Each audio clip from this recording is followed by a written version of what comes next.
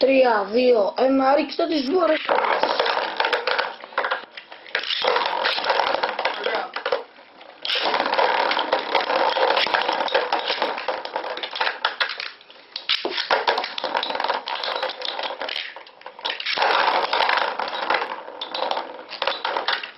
Έχουμε τους δύο καλύτερους.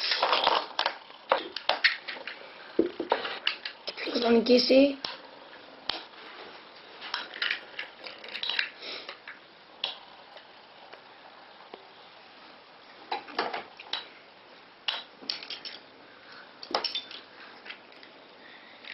Αποδυναμώθηκαν και οι δύο.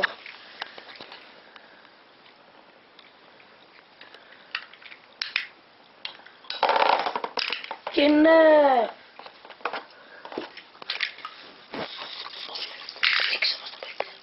Ποιος νίκησε, κύριε μαχητή Αφανάση και ότσι? Ο Μαύρος Λύκος. Ο Μαύρος Λύκος νίκησε.